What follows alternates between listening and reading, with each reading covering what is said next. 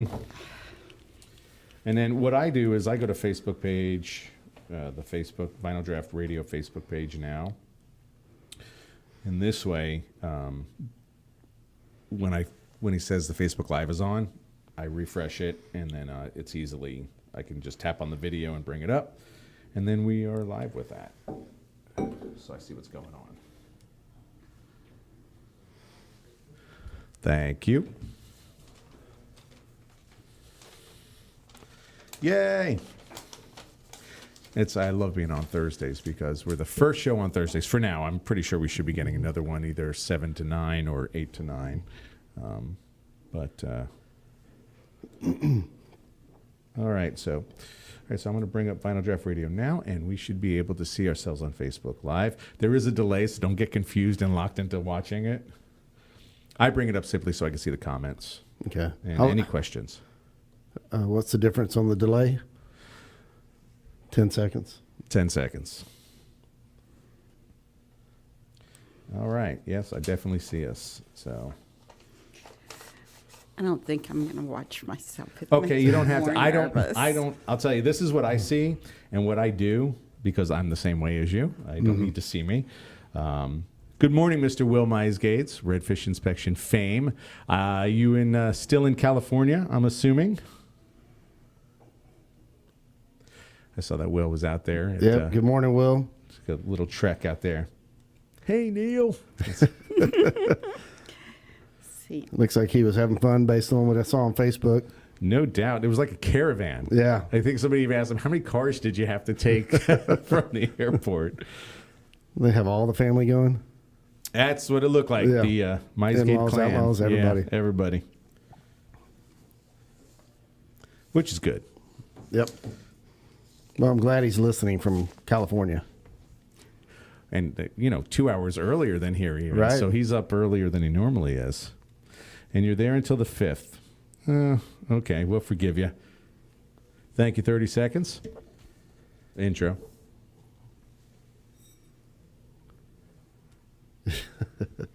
Which song is it? Okay. 24 people. Wow. Wow, Will. I don't know how to get it on there. All right, we're going to be on in about 10 seconds. All right. That's okay. You can, we can do that during the show, too. Oh, we need to close this door. Sorry. We always forget. We've got it, I think. Yep. You want to get that? All right. There you go.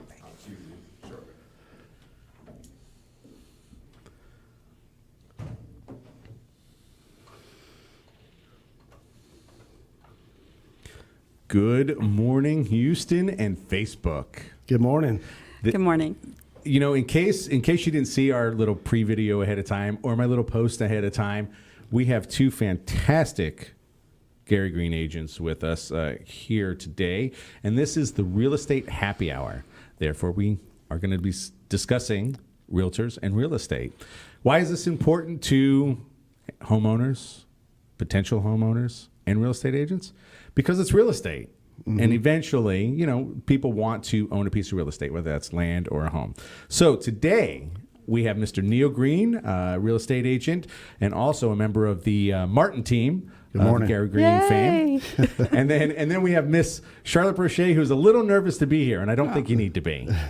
You'll be fine. Well, my first time on radio. well, there you go. And video? No. Right? Yeah. I control that situation. Not today, you don't. So. No, I know. Well, I'm really excited to have you both here.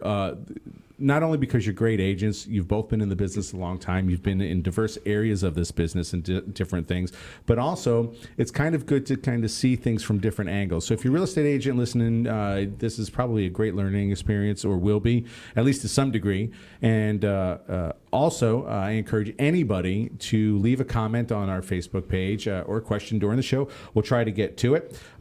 Rachel Stewart Johnson, good morning to you as well. Good morning, I know you Rachel. just popped in. So let's talk a little bit. We're going to start with Miss Charlotte Broesche. Get the little nerves, the butterflies out. away from. Yeah, get them out from here. Tell us about Charlotte Broesche. Now, you gave me a little bit about you, but I want to know about you. So you tell me about you. Okay, I've been in the business, real estate business, for more than 30 years. And I've done a lot of different things, but I started out as an appraiser. And I was trained by actually an FHA person who went into the private sector. So, and that's how I got into real estate. And I have lots of relatives, and I've sold homes and listed homes for them. But then I went into relocation when I started doing sales with Greene. Well, let's go back a little bit. You did real estate appraisals. Yes. And was that mostly new construction, or was that a combination of? Actually, it was across the board, because when I was an FHA appraiser, so I was on their panel. I did conventional appraisals, so it's across the board. It's whatever your client base is. So I did a lot of new construction where you do it from the ground up, so you're doing it with plans and specifications. And Neal was in the new construction industry, so he knows. He was on the other side. Yep, for 8 years.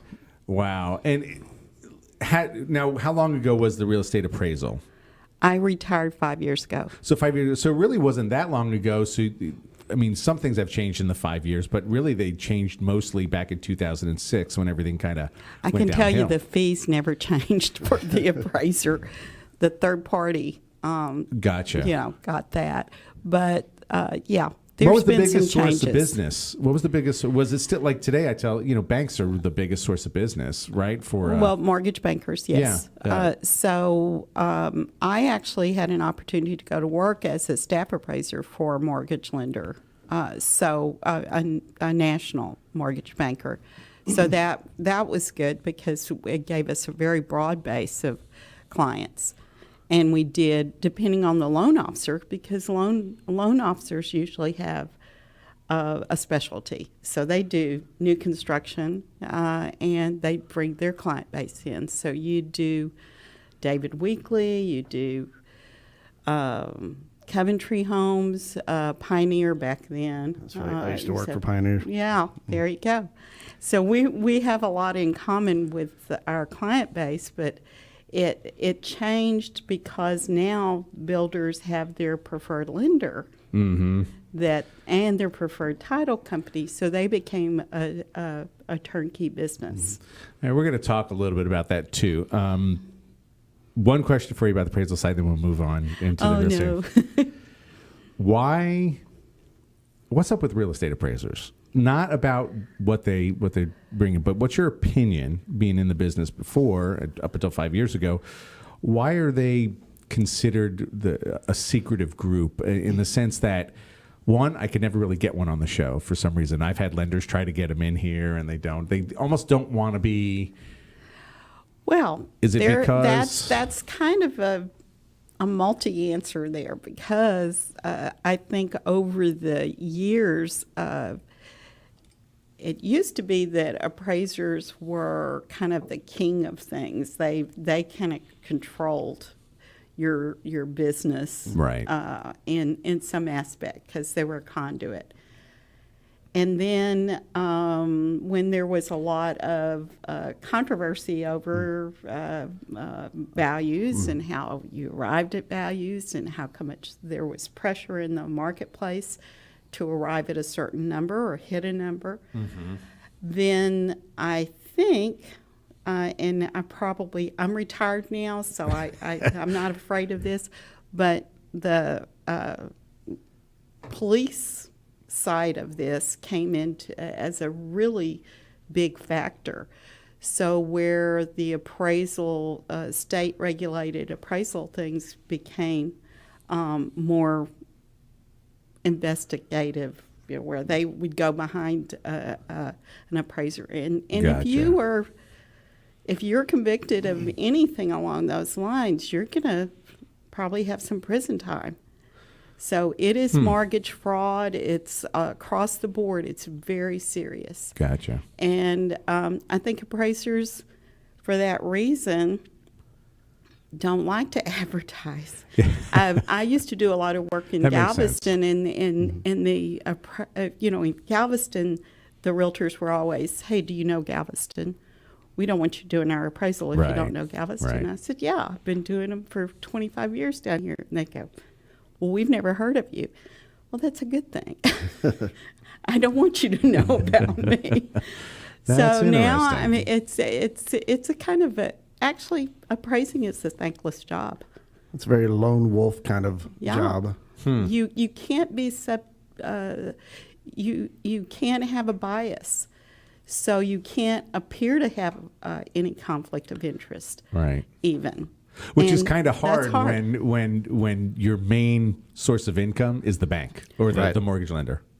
That's why the third party came into being, and I think that it's not worked out quite the way that the appraisers thought it would. And it just became another monster to struggle with. Well, like I said, I'm looking forward to the day we can have a discussion with appraisers about what they do, because I think the more the people understand and whatnot, but I'm not going to, obviously, being 5 years out of the business, I'm not going to make it all about appraisal. I want to get more into what we've been doing. Because but- I do real estate now and sales listings, representing buyers and sellers, because that's the fun part of the job. Right. And with the knowledge you have before, it's a lot. It's probably very beneficial for you when you're writing contracts, too, to kind of figure it. I mean, I've got a million questions. We'll have to save it for another show when it comes to appraisals. So we could dig together and how it benefits you. But I want to bring, before our first break, I want to bring Mr. Neal Greene in and introduce Mr. Neal Greene. Now, like I said, Neal, you're a member of the Martin team, which is a Linda Martin team. And we had a little conversation. It was funny. You're the in-law. I am the outlaw. The outlaw. Yes. The outlaw of the team. All right, tell us a little bit about yourself, Neal. Actually, I've been in real estate since 1998. I did new home sales starting out for about 8 years with a few different builders in Houston. So I learned a lot from the start to finish of a new build job. I feel that helps me when I'm with my clients, at least looking at homes that are even older, because I can know what to look for, code changes, that type of thing. Well, and how does that? That's another area you could bring up. Boy, we could just open up discussion. I think we're gonna be able to do that during this hour. What I want to talk to you about when we come back from the break is about being on a team. Okay. I'm not on a team. Charlotte's on a team. We're on a team of agents, being Gary Greene, right, particularly in the Friendswood office. But you're on a team, and I've seen teams come and go. So I'm kind of curious about the team dynamics of things. The Martin team's been around a while. Linda's been around a while, and I'm sure you can share some insight on that with us if you wouldn't mind there. But you did some new construction, and you still kind of involved heavily. I mean, where do you see a lot of your home buying coming from? Is it mostly resale still? Mostly resale, but I do like to show people new homes, to give them a variety of homes to look at. I can show them how the house is built and familiar with a lot of the builders and incentives that they offer. Okay. Hey, just so you know, Neal, Laura Tenayuka. Hey, Laura, how are you? Yeah, she's saying hi. Good morning, Laura. Look, Charlotte's just being quiet over there. You're okay to say hi. Hello, Laura. There you go, even if we don't know her. And I'm just throwing this out there. Why I love opening up Facebook, I always get the little calendar pops up. So today is Peter Johnson's birthday. Don't know if you know Peter Johnson, but I'm just going to say happy birthday, Peter Johnson. Happy birthday. Peter. There we go. We just throw that out. It's birthday shout-outs on the Real Estate Happy Hour. If we were doing an afternoon show, it'd be more of a happy hour. Right now, it's coffee. We can always spike with something, but like I said, who wants to go driving after that? Yeah, exactly. Right? And do real estate. All right, folks, we're about to head into our first break. I want to just mention a couple things before we go into break. One, be sure if you have any questions for Neal or Charlotte or anything in general, or myself about real estate, appraisals to some degree, you might be able to get some kind of answer. Again, she's been retired from it for 5 years. New home. We're going to be talking about a whole bunch of stuff when we come back. Be sure to post it in the comments on the live video. If you don't want to post a comment or ask a question, please give us a little little thumbs up. Some kind of emojis out there. Maybe not the doo-doo one.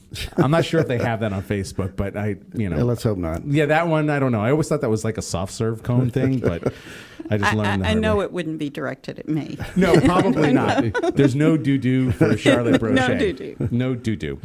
All right, folks. Again, if you're going to walk away from your computer, you're going to walk away from the radio, you're not going to see us. Don't worry. We'll still be here. Come on back. Listen to us. We've got a lot of things coming up with Neal and Charlotte. My name's John, and you're listening to the Bring It Home Radio Show. 30 seconds. Yeah. He'll let us know. Usually it's 2 to 3 minutes. Oh. Yeah. Okay. He'll let us know when we're coming back in. B's on now. Hey, B. Good morning, Ms. B. Oh, I like her message. Hell, guys. I'm thinking that's supposed to be hello. How are you feeling? How's the young one feeling, B? She'll answer that 10 seconds from now when it goes out to her. Oh, that was my sister, Kay Davis Johnson. Oh, there you go. Oh, I don't know if she's on y'all's, but she's on mine. Well, I had one relative. Oh, there you go. We've got, thank you, 2 minutes. You know what? And then as soon as I clear that birthday, I got another one, and it's last week's special guest, Jay Kopek from ACU of Texas. It's his birthday today. Oh. Happy birthday, Happy birthday, Jay. Happy birthday, Jay. Well, we hope you feel better, B.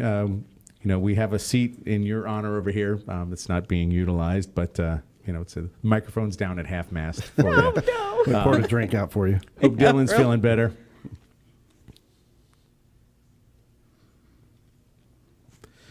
All right. So far, not bad. First 15 minutes in, easy. Hopefully it'll get a little better.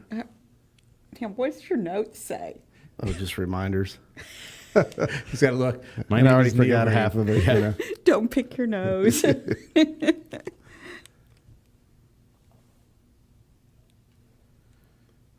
right. Let me see here. Yeah, I actually did appraisals for 2 years.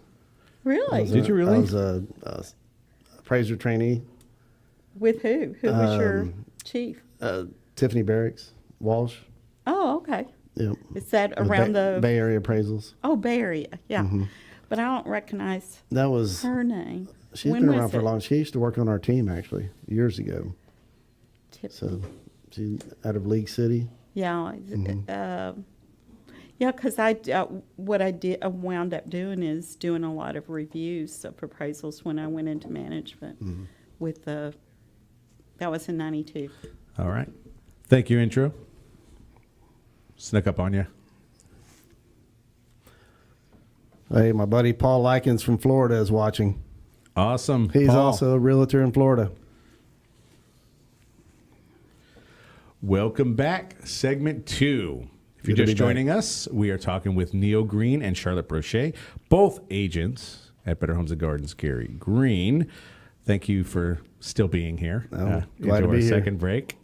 I think They've Charlotte got the just door laughs. locked. Yeah. We can't get out of here. It does lock from the other side, so it's kind of, it's like a rental home. feel like an interrogation with these bright lights Oh, on. yeah. It is, but it's kind of, you know what? I will say, just being part of the Vinyl Draft radio event and seeing it evolve and develop and equipment come and go and test and sample and people coming in and adding their expertise, I couldn't be more appreciative. So certainly glad to have the opportunity under these bright lights Definitely. to talk with you too. Oh yeah. I Glad to did be it. here. I did it. Yeah. she just admits to it. So we need to keep that in mind next time something goes wrong at the office. We'll be like, Right. it's It's Charlotte's my fault. fault. It's all I did Charlotte's it. fault. All right. So we kind of, if you're just joining us, Neal Greene is with the Martin team. He's had some experience in new construction as well as a little bit of appraisal. We found Correct. out 2 years. 2 years at appraisal. He's been in the business since 98. 98. And then we have Charlotte Broesche with 30 years of real estate related Yep. business. And 5 years ago, you became an agent. Well, no, actually, You I've been an retired from agent. appraisal. I've been an agent the whole time because back in the olden days, you were actually an agent, and that's how you appraised property. And then you became licensed as a real estate appraiser, I think in the 91 or 92, somewhere in that. I don't think Neal was thinking that was about real before my estate. time. Yeah, he Hey. was 7 years later. He wasn't doing an age thing. He was Little baby boy over here. Yeah. I was just like, wait a second. He is a young one, isn't he? No. All right. Yeah. 51. Oh, okay. I got you. Yeah. A few years. You know what? Wasn't trying to bring up anybody's age on this one. All right. So If you have any questions, like I said before the break, feel free to type them in and we'll take a look. First question I actually have from Paul for That's you. a buddy of mine from Dallas. And he is he's in Florida now, did you say? No, that's a different. There's All two right. different Pauls on there now. Oh, gotcha. Okay, so this Paul is in Dallas. Correct. Is he a real estate agent or just a buddy? He's not. No, he worked for Chuck E. Cheese Pizza and has since he was 15 years old. My kids loved that place growing up. Oh, I that's haven't been great. in quite a few Only years. job he's ever had. That's awesome. That's commitment. Yeah. Yeah. So, well, that must be successful. All right. So, Paul is asking, Neal, how did the hurricane affect the real estate market in the Houston area? We've kind of been through this a little bit, and we've kind of gone over it on the show, but it's nice having a perspective of different agents on this. I know my clients have asked me how it's affected for buying sellers, and there's been different phases of it. Without getting into the traumatic effect of things, because I think people just want to move forward. Right. Where do you see the market today? How did this affect us? It's interesting right now because it's hard to tell what exactly it's doing, other than the fact that the homes that didn't flood are probably the prices will probably rise, is what I'm thinking is going to happen and what I've read. You've got homes that never flooded before that flooded for the first time. I think that they'll be okay, but the ones that are flooded repeatedly, that's going to be the problem. Well, it's interesting you bring that particular aspect up. Saw a question posted on Facebook last week, and the question was pretty simple. It was drawn to elicit, responses and emotions of people. But it was, would you buy a house if it was flooded? And I was surprised at the number of people that actually said no, they wouldn't. Because being in the situation, my house did not flood. Right. It's not in a flood area. I live in Friendswood, which was, on national TV as being one of the flooded places out there. And we know over 3,000 homes flooded in Friendswood that had never flooded before. Right. You wouldn't buy that house once it was fixed up and done just because it flooded once since 95 or something that Friendswood was developed. 500 years. Yeah. So 100 why would years. you not? That was my thinking. What are your thoughts on that? I think that. Yeah? Oh, sorry. Yeah, I'm just Go saying. ahead.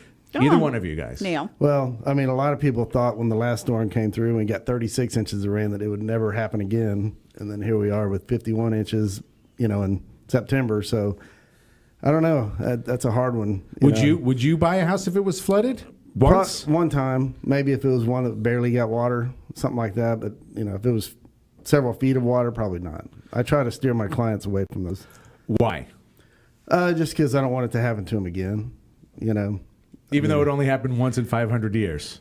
Yeah. I mean, like I said, That's the ones that got, because you just never know. I mean, we thought back years ago, 36 inches, there's That's no way exactly we could it. ever top that. So the house that didn't flood that you're going to buy could flood. Right. It really boils down to buyer perception. Gotcha. So, and this is your perception that you're because you're paid for your Right. knowledge and your opinion. But the thing about it is you're right. We live on the coast. We are subject to hurricanes. You cannot promise anybody anything because look at the floods that occurred around Barker Cypress in Houston, Memorial area. It's just a factor of our lives. And we live and work here. So it's just something we're going to have to take into consideration. So if a house is flooded, then what I would recommend to my people is just research it. Make sure what you're doing before you do it. I think a lot of investors want to pick up homes that they can get for half price and then they're going to rent them out. So all of this kind of churns out, and we don't know what the future will bring. If we get through next year without another storm, the further you get away from an event, then the less likely it's going to have effect on the buying and selling. It's such an emotional progress and journey that it's hard to say this is the trend. What my experience has been is this has probably been the busiest November and December that I've ever had in my career. It's been positive. Yeah. Because maybe it's because the inventory levels are down and there's more competition for the homes that are available. So, real estate's treated me well. Yeah. Right. And it's been great this last year. Well, and I think getting back to the original point of the flooding, there's a lot of what ifs. And the reason that I brought this up is because again, Friendswood wasn't the only place that flooded. So let's talk about homes in Dickinson. Mm-hmm. So are you basically telling me that people are not going to be looking in Dickinson now? I agree. If there's it's not the house, it's the area you're buying. Mm-hmm. And then the house is just kind of your specific that you like about the area. Dickinson floods a little bit more than some other places do, a little bit close down there. I can understand someone saying, you know what, I don't want to buy that house because it floods all the time there. It floods every 10 years somehow. It just always seems to work out that way. Yeah, there's an issue there, obviously. Costs of insurance are up, so why would you want to pay that? All that little thing. But it's kind of, you feel for the homeowners that have never flooded, and the houses that have been around 50 years, 100 years, and never flooded. All of a sudden, they're flooded in one storm. So their options are either they can never sell it for what it's worth, and they'll have to sell to some kind of investor special, like you said. They'll fix it up and just realize that, the value of the house is never going to be where it was because it flooded that one time in 500 years. I don't know. Do we have a responsibility, agents, to kind of guide our clients, to our buying clients, as to what they should look at for buying a house like that? I mean, if my client wants a house that's flooded one time, and that's their decision, then I'll go with whatever they want, But generally, I try to steer them in non-flood areas, which I know that some of those were non-flood areas that flooded. Right. But I think after time goes by, people kind of relax. Well, how long after Ike were people saying, did it flood during Ike? I mean, like 5-6 years. Yeah. I mean, that's what I was thinking. Did it flood during Ike? Did it flood during Ike? And you're like, wow, that happened 8 years ago. Really? And especially with HAR putting that new little box on there, did the home flood during Harvey. I mean, that, some people just see yes and they just click right past it. Exactly. But I thought that was good. It comes down to disclosure. There's another side to this too. When a house floods and it gets redone, how are you able to check this work? And, again, it can come down to inspections and stuff, and you can always do that. If they disclose it's been flooded and this is what happened, and I had to cut out 4, feet of sheetrock along the whole, house and replaced it all, whatever it may be, that's probably where someone would go, it's too much trouble than it's worth. Yeah. And maybe that's where they would turn off on that a little bit. But at what point can we advise or should we advise our clients to, your inspector, they have to be able to do mold stuff or check for moisture or those kind of things for sure. Where do we kind of go hands off on that, in sense of advising our clients? Well, I've been through it. I lived on Tiki when I came through, and then I put my house on the market. So I was actually the seller. So I went out and got all of the tests. I got the mold and test. You fixed it all. I got the vinyl. Yes. Yeah. But is everybody else doing that?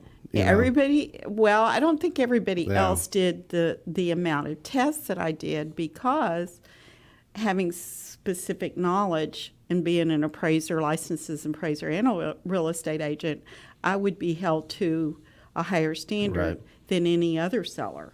So my deal is, just like I tell my sellers, disclose, disclose, disclose. I wanted to make sure I backed up whatever I said with a valid test, and I was never asked for any of it. Wow. But, and those are costly. It probably minimally cost about $800. How long after Ike did you put that house up for sale? Within a year. Within a year. So you were during the time when the market was down, and absolutely, it was definitely a buyer's market at that point. Yeah. Okay. Yeah. Did it help having all those reports? Did it help sell it quicker? No. Nobody asked me for any of them. I just had them because I wanted to make sure if anything ever came up, the liability that I had of it. Disclosed everything. Yeah. But again, it all depends on the buyer's perception of what's going on. And I think through education and through knowledge, and you should give your clients everything you can for them to make a good decision. And then after that, you're not in control of that. everybody has to, I mean, they want to work 30 minutes from, or live 30 minutes from where they work. So we're tied to the coast area. We're tied to the flooding areas and subject to the storms and everything. And we just have to find a way to do the best we possibly can and make the best investments we can. But real estate, bar none, is the best investment you can make. Everything goes in cycles, and this is one of those that do that. So quick question before we go into our next break. Quick answer. Do appraisers take into account in terms of value if a house has been flooded?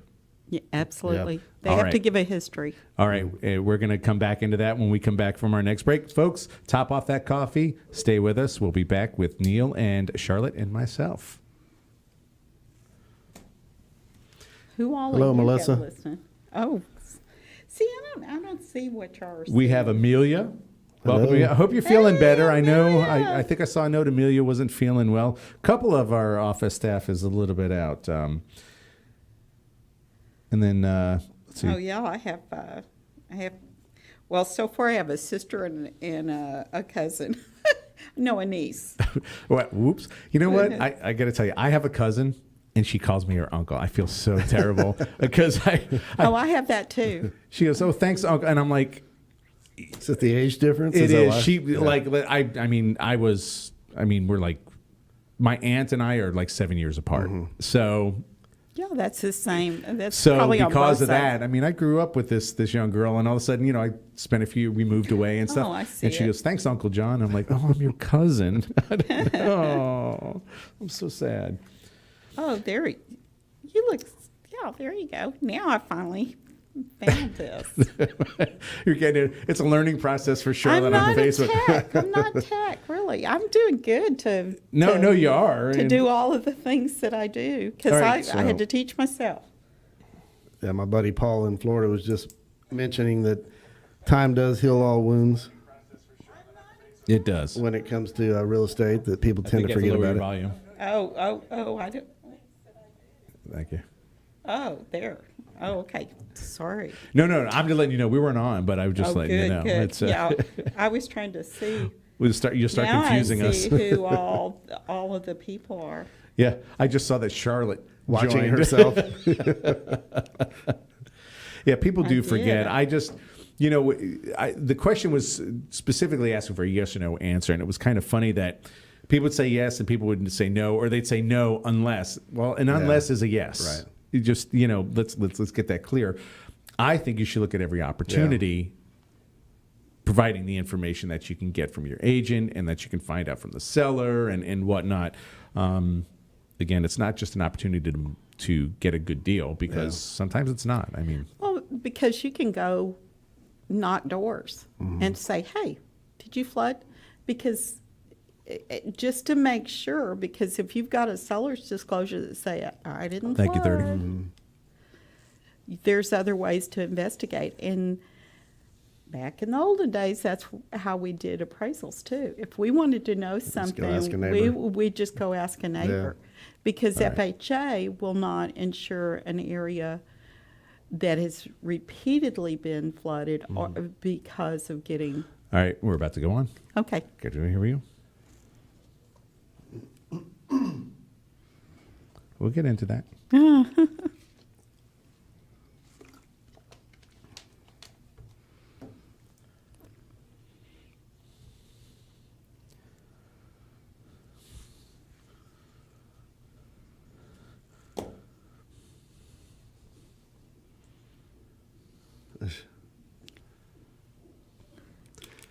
Welcome to my house. No, this is the Bringing Home Radio Show. I'm your host, John Wilkinson, and you are joining us for the Real Estate Happy Hour.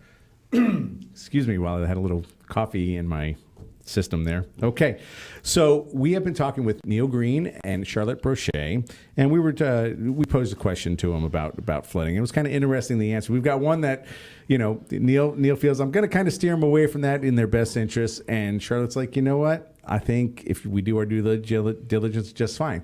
Shows the different aspects. Not that we're going to talk them out of anything or into anything. It's really advising the client. That's really Right. what you replied to, was that it's advising them and letting them make the decision. There are people that will buy a flooded home simply out of a profiteering sense, you know, and they'll sell it that way as well. Those people aren't going to fix up a house, and you're going to do all that. They're going to do that. I'm just hoping that, and I can only speak for Friendswood in this case, the 3,000 homes that flooded. Any of those 3,000 families that want to sell their house in the next 5 years, they don't get shafted, basically. You don't want to see that, because the home's still going to be nice if it was done right. Do your due diligence. That's how I feel. And there is an aspect of that. I mean, when I said I would steer them away from it, I didn't mean necessarily 100%. Like you said, there's always a but. There's always a but. Because it could have been that they had 3 inches of water, and it could have been like I had a friend that they got water because their neighbor had built a fence and it blocked all the water and it pushed it back into their house. So technically they wouldn't have flooded had it not been for this 8-foot fence that they built that blocked all the water. Right. And that goes back to the yes or no thing. It's so the answer is not, no, I wouldn't buy a flooded house. It's yes, I would because really that's what it comes down to. And that's what buyers should be looking at. So that's exactly right. It's not it's external forces that affect the value. So back in the olden days, back in the 80s, when I first started in the business, the oil prices just bottomed. So we had a lot of foreclosures. And that was something in the marketplace that I remember working for a company that called themselves foreclosure specialist. So you have to let the market take care of itself. You can only provide as much information you possibly can, and then see how this does, because it's supply and demand. But again, it's the best game in the town. That's the way I look at it. I would invest in real estate before I would invest in anything else. Right, and I agree with that. Better than the stock market. Oh yeah, a lot better than the stock market. I could tell you I bought my house in 2008, right after Ike, 2 months after, 3 months after, and the value of that home has already gone up over $100,000 since I've been in it. So it's been 8-9 years, but it's $100,000. It's pretty good. It's the deal where common people that don't have a whole lot of expertise can make a profit. I represented my niece up in the Austin area in Briarcliff. She bought her first home, first right out of the box, and she held on to it it was new construction. She held on to it for a year, and I think she made $80,000 when she sold it. Now, she's a young lady, single mom.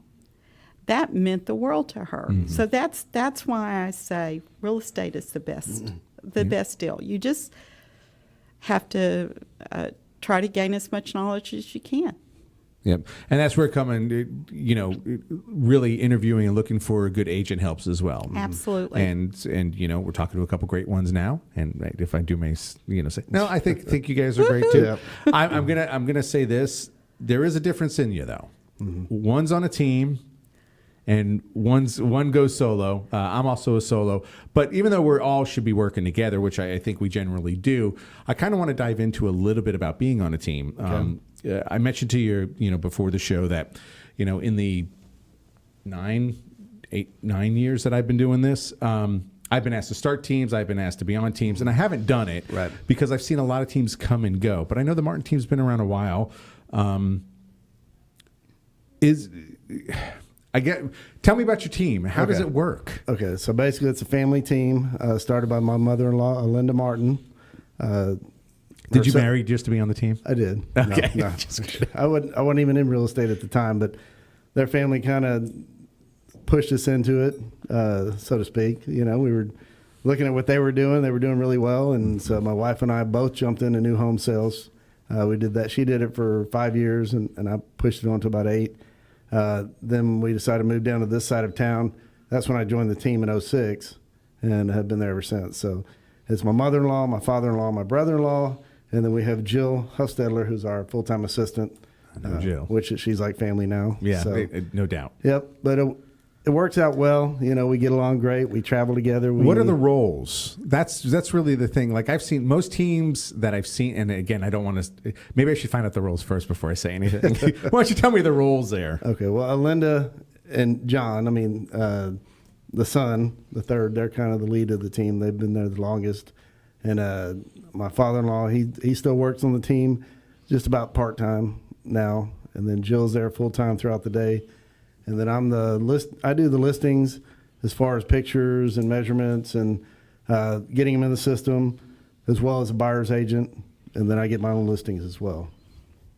Okay. And again, without getting too into details, so your role on the team is if anybody on that team picks up a listing, Right. you go out, take measurements, get pictures done. Correct. Now, Correct. is that professional pictures or is that professionally taught pictures that you've learned how to take? What I've learned, I've always liked photography, so I've just kind of. I can understand that. I mean, got if you've my got the craft a little talent, bit use better. it. Yeah. Yeah. For me, it was a matter of time. I was like, it's a lot easier for me to pay a professional and just do it that way. No, and over the years, I've learned little tricks here and there, and I've had compliments on all my pictures. I've seen them. They are good pictures. I didn't know they were yours. So Yeah. here's another compliment. Well, Great thank job. you. Thank you. All right. So that's one aspect. But now you say, and that house sells, I'm assuming you get a cut of that. It's like a team share thing. Yeah, it's part of a listing. Yeah, you know. part of a listing thing. Yeah. You get your own. You get to squirrel that away for yourself, or you just got to share it? No, it's a Team. Yeah, but I mean, I get the majority of it. Okay.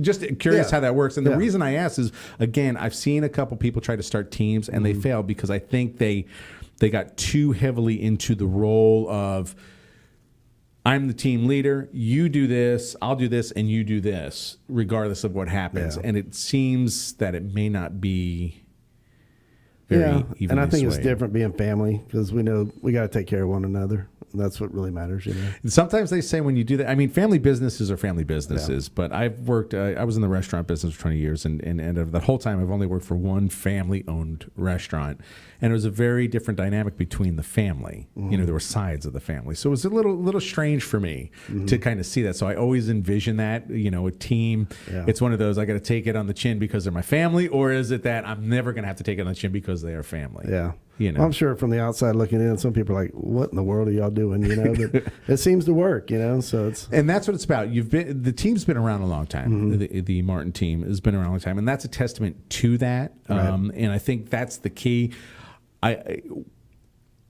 If you were a buyer or a seller, what's the benefit of working with a team in your mind that you could tell us? Well, there's a lot of benefits. I mean, for listings, we put one phone number on the listing, and that's Linda's cell phone. So if Linda's out of town, she passes it down the line. If John's out of town, then I get the phone. If I'm out of town, then Jill gets the phone. So somebody's always answering the calls on the listings. You don't wait 24 hours for return phone calls. I mean, you're going to get a call back quick. If I go out of town and I have a buyer coming in, I've got 3 or 4 other people that I can send them to show houses for me and know that they're going to be taken care of. Gotcha. Okay, so that's definite aspect of that. On the other token, Charlotte and I, we're not on a team, and there's a reason for that. I don't know if it's the same reasons, and I don't know why it would be, but have you ever considered joining a team or being on a team or anything like that, Charlotte? Well, first of all, I don't have any relatives that want to be on a team with me. I don't know if I'd want to be on a team with any family myself. I'd have to go out as an orphan. But I think the reason that my experience has been on my own is because of my career background.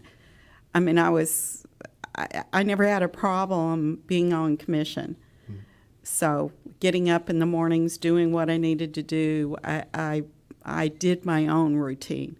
So I have my own office, I had my own color printer, I had everything.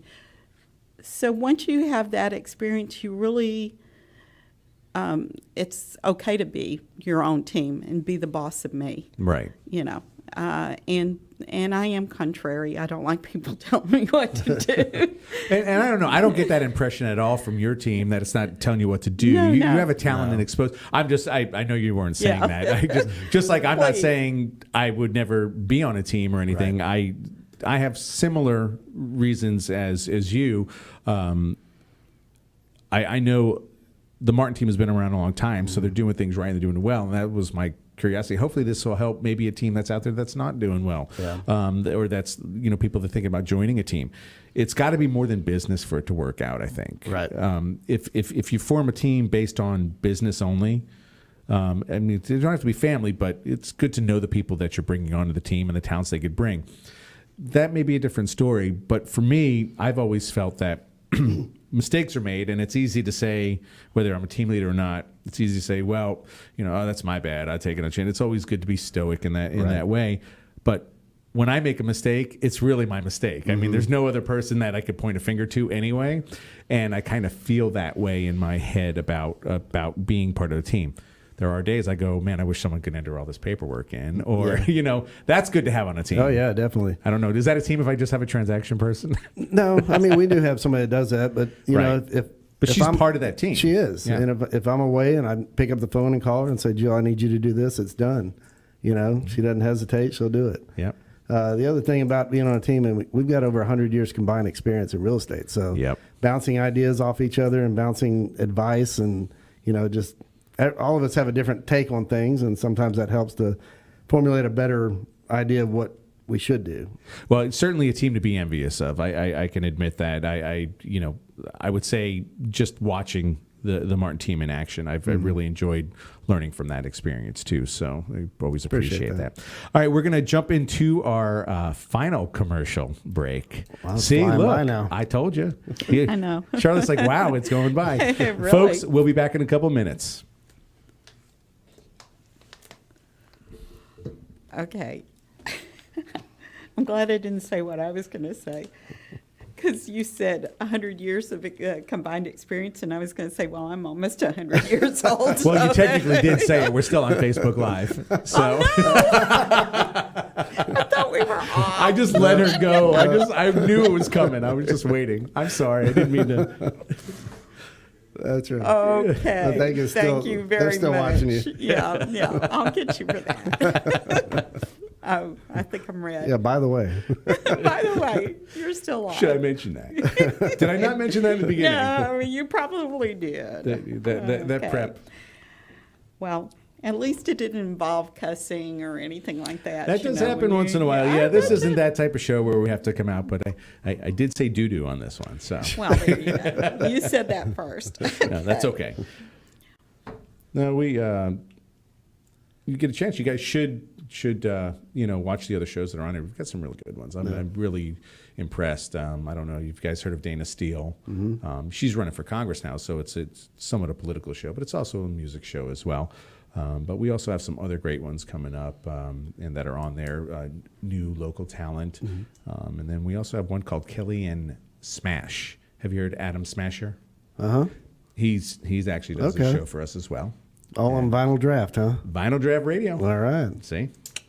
So we're getting there. Well, that's what I got for my Christmas gift. Vinyl Draft Radio? No, I wish. Record player? No, yeah.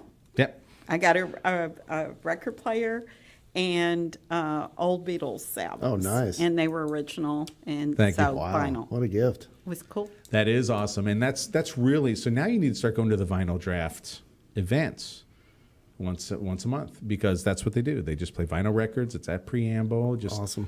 You just relax and meet people. I'm telling you. And she's going, See, I'm not you had a going. turntable in your office, didn't you? I do. Yeah. That's what we're kind of about is. Well, my grandkids looked at it Thank and you, like, 10 how do you seconds. work this? Where's the touchpad? Nothing like vinyl, right? Thank you. Here we go.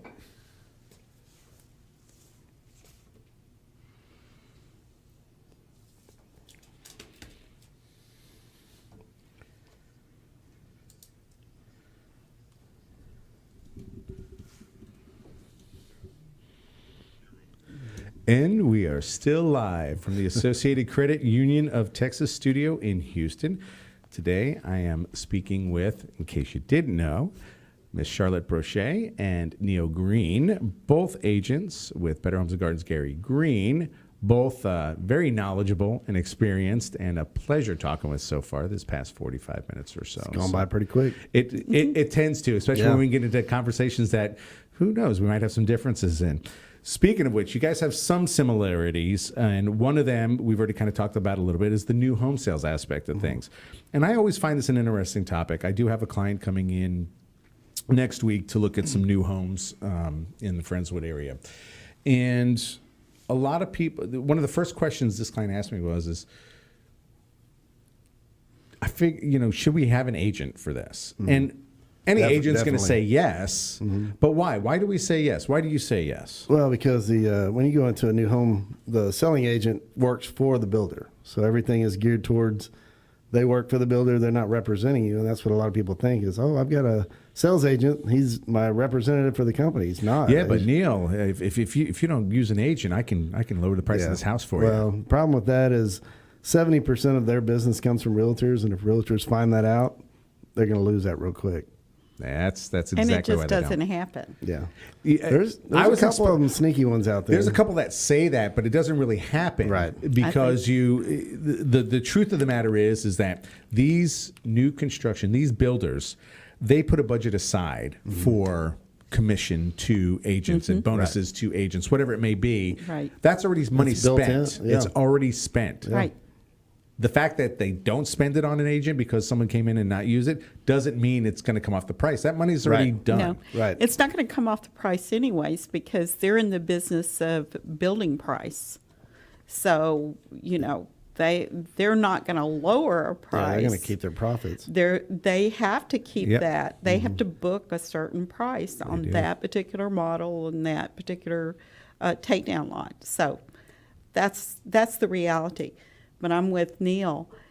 Their contracts are written strictly for their benefit, for the builder benefit. So even though you're not going to avoid signing that builder contract, that buyer needs to understand that.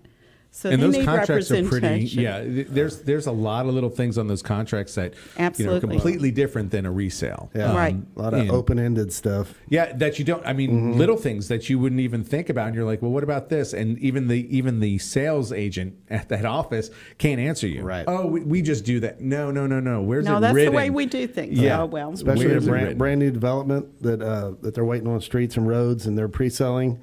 Well, if they get delays, I mean, they can hold that thing up for as long as they want because they've got you under Absolutely. contract. If Yep. you Yeah. read But the- you can't. Right. You can't. Right. Now, the other thing that kind of, and this maybe doesn't really affect me so much as a real estate agent, when that, let's say the buyer already has a lender they've been using, you go to new construction, and what do they always say? If they use our lender, you get this. you'll get this. And normally it's like we'll pay closing costs, or we'll do this, and the lender will do this. What are your thoughts on that? I mean, it's kind of hard to tell your client, don't use your lender that gave you a good rate because you're going to get more money back. I mean, you just got to go with what works best for them. Yeah. If they need $5,000 in closing costs, and that's going to make a difference on the rate over a period of time, then sometimes it's better to go with that builder's lender. Yeah, and think- it's a terrible thing. Yeah, I think almost all of them say you need to close with our title company if you do that. Right. And they may not use those exact words. They say, we have our preferred title company, and if you close with them, then we'll pay for the seller title policy. Right. So there's, and that's still bottom line you can negotiate. However, it is a factor in the business now. Yeah. Well, and it also helps them control the whole process. They've got you with the lender, they've got you with the title company, they've got you. They can control the whole process, and they can talk amongst themselves and know exactly what's going on. And the best answer to that is exactly right. You've got to figure out and help your client figure out what's best for them in that scenario. Right. I know, I have a lot of friends that are lenders that are just great lenders in general, and they're really great with their clients that get beat out because of that, New Well, construction. Yeah, new construction, and they always get talked into it. What can we do to prevent? If you have one word of advice for a lender that's not a new home construction lender to be competitive with that, what would you tell them? Because I've always been asked by what can we do to compete with that? That's not. I mean, we give them good rates. We give them some credit. But how can we compete with that? It's hard. I mean, it's hard. All right, that's not the answer Yeah, I know. we're looking for. Yeah. What would you tell? I'm a lender. I'm saying, hey, what can I do to keep those clients from switching over outside of doing something I can't do? Yeah. I mean, really, it's just putting pen to paper and just showing them the differences. I mean, that's really all they can do, and Right. sell themselves on what they can do and make sure that it's going to, That was a similar answer that I had. It was like you show them at the end Right. of the day where this money they're getting back, they're really not getting Right, back. right. Maybe that's the best thing you could do. Well, a lot of people, when they buy a house, they look at 30 years, and realistically, they're going to stay in the house probably 7 years. So Right. if you're looking at interest over that time and what they're saving, you got to look at that and figure it out. Big shout out real quick. My sister actually joined me, and it was her birthday yesterday. So Happy birthday, sister. Happy that's birthday, Michelle. So Michelle. And this is the first time I've seen her join me live. So I just thought I have to mention that. Okay. What is your take? What would you tell a lender to do to compete with these new home builders? Well, actually, I do. I have a preferred lender. Yeah, and I think we all do. And it's mainly because I don't get any confidential information, of course, but I know her track record. Mm-hmm. So over the past 20-something years that she's been in personal production, I know that if she tells me I can have this closed in 10 days, she'll have it closed in 10 days. That's just the way. And she works for a mortgage banker. But when it comes down to, and I do a lot of relocation work, so when it comes down to this, I have to just put them side by side and say, give me your best deal, and let's see if we can't make this work. But I have to say that most of the time, the builder will win out. Yeah. And I'm about to experience this firsthand because my wife actually just passed her loan officer test last Friday. So, Hey, hallelujah. Yeah, Good. congrats. Her name's Michelle Greene. Little plug And she there. works for? We don't know yet. She hasn't chosen. That's right. She's looking at her options. I've got someone she can contact. Okay. That I I know is did recruiting too. right now. Oh, yeah? All right. Me too. Oh, look at that. So, Leads yeah. all over the place. Look at that. All right, folks, believe it or not, we only have 2 minutes left in the show. Wow. Oh, wow. Wow. That's Well, I just want to say one thing on the builder side. sure. I was always the type of person that never asked for discounts or, when I was shopping or anything like that. I just didn't do things like that. But with builders, I now I will go because I do a lot of relocation work. I'll go and say, hey, do you give me something that'll help compensate me bringing a relo client to you? A lot of them do. Yeah. What do you mean by? For instance, we pay a referral fee. So, and that comes out of our side. Right. So I'll ask the builder, do you have any kind of agent incentive? So it's like asking for a BTSA. Right. However, I think it's more with they'll actually compensate you for your referral fee. Right. Helps offset some of what you're losing. No, Yes, I'm really, thinking- because if No, you're going to get, I'm there with you. all right, for instance, I have a client coming in this next week, and the Taylor Morrison pays a 1% relocation fee. All right. So That's on my checklist. I learned something. and today. that's Marbella. That's in Marbella. I got so someone I don't looking know at where Village you, Builders in West Ranch, so I'm going to check that. Just ask for it. I am. I'm going to go by today. Yeah, I mean, because it never hurts to ask. Yep. You know what? Never even thought that. That's why I love talking to people with experience like Well, that. and it's nothing illegal. I mean, you're just saying, Yeah. hey, offer. while I'm I'll be asking honest about with you, buyer though. incentives. I've rarely received a bonus. I always give to my clients. I just Yeah. so Well, it doesn't. I understand. All right, and yes, that does come into play, but this is not really a bonus to the selling agent as much as it is. It's compensating for Right. a referral fee. makes sense. And I don't know if I should be saying this, but most of the referral fees are 40% now. Some Yeah, are 50. that's about it. I haven't gotten any of those yet, and I don't know if hopefully I won't. All right, guys, we are out of time, but real quick, how do I reach Neal Greene? You can reach me at 713-823-1026 or themartinteam.com. And Charlotte, how do we reach Charlotte? Charlotte Broesche, charlotte.broesche@garygreene.com and 713-299-7573. You guys did a wonderful job. You've said too much. No, I'm kidding. You didn't say enough sometimes. We've got plenty more to talk about, so hopefully we'll have you on again soon. Awesome. Enjoy your rest of your day, and Happy New Year to everyone, and including my guests. Thanks Next for having week, us guys. on Vinyl Draft.